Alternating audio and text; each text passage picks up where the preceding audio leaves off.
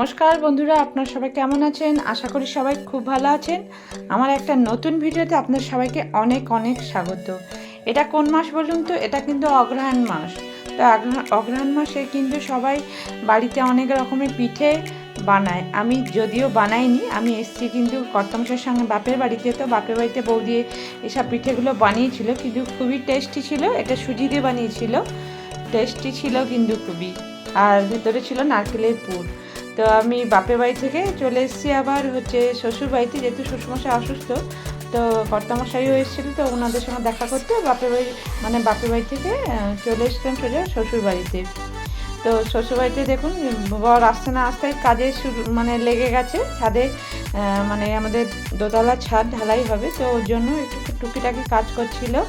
তাই আমি ওর জন্য ভিডিও শ্যুট করে নিয়েছিলাম। তারপরে আমি নিচে চলে এসেছি, কিন্তু ড্রেস চেঞ্জ করে তারপরে জায়ের সঙ্গে একটু বাড়ির সাইডের যে গাছপালাগুলো ওগুলো দেখছিলাম আর ভিডিও করছিলাম। দেখুন, বাড়ির সাইডে লঙ্কা গাছে ভীষণ লঙ্কা ধরেছে, আর পেয়ারা গাছ, আর সাইডে পেঁপে গাছ, অনেক পেঁপেও হয়েছে। তো আপনাদেরকে আমি একটু ঘুরে ঘুরে দেখালাম অনেকই পেঁপে ধরেছে। তো আমি নেবো কিনা ওরা জিজ্ঞেস করছিলো, তাই এই সাইডে চলে এসেছিলাম।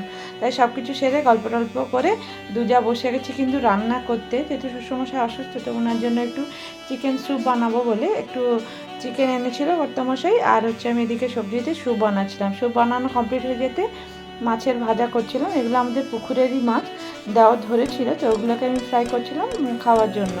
আর এদিকে দেশি মাংস কষতে বসে গেছে যা উনুনে। তো আমি গ্যাসে করছিলাম আর ও উনুনে রান্না করছিল। তাই ওকে আমি একটু লাগাচ্ছিলাম আর ওকে বললাম এদিকে ঘুরতে, কিন্তু ও ঘুরলো না।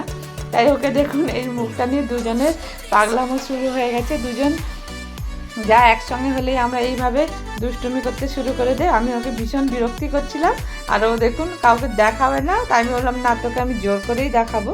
তাই জন্য ওর মুখটা এইভাবে চেপে রেখেছিলাম। দুজন মিলে খুবই মজা করি, যতক্ষণ থাকে ততক্ষণই খুব কিন্তু মজা করি। আপনারা কে কে মজা করেন অবশ্যই কমেন্ট করে জানাবেন। আমাকে ও যেমন ভালোবাসে, আমিও কিন্তু ওকে খুবই ভালোবাসি। আমার দুজনের মধ্যে বন্ডিংটা খুবই ভালো। আপনাদের আগেই আমি শেয়ার করেছি, তারপরেও দেখিয়ে দিচ্ছি যে দুজন এরকম রান্নাও করি একসঙ্গে, যাই করি দুজনই করি। যতক্ষণ সঙ্গে থাকি ততক্ষণই করি। খুব মজা লাগে বাড়িতে এলে।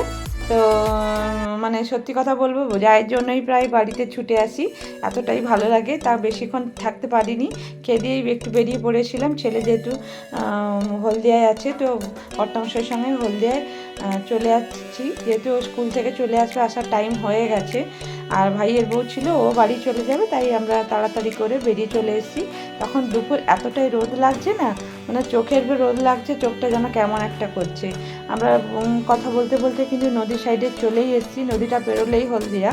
তো এখনও নৌকো আসেনি, তো আমরা বসেছিলাম। তো বসতে বসতে আমি ভিডিও ক্লিপ করছিলাম। দেখুন, কর্তামশাই ওই সাইডে একটা পুলিশের নৌকো থাকে, নদীর দু সাইডেই আছে। তো পারাপারের জন্য কোনো কারোর যদি বিপদ হয়, তো সবসময় দু সাইডেই দুটো পুলিশের নৌকো থাকে। নৌকো না ঠিক, এটাকে কী বলবো, লঞ্চ বলে সাইড। তো আমি এখানে একটু ভিডিও শ্যুট করলাম, খুব সুন্দর।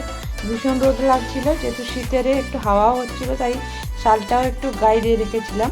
আর তারপরে পেরিয়ে বাড়ি চলে গেলাম। এখনকার জন্য এইটুকু, পরে আবার একটা নেক্সট ভিডিওতে আপনার সঙ্গে দেখা হচ্ছে। সবাই ভালো থাকবেন, সুস্থ থাকবেন। এখনকার জন্য টাটা।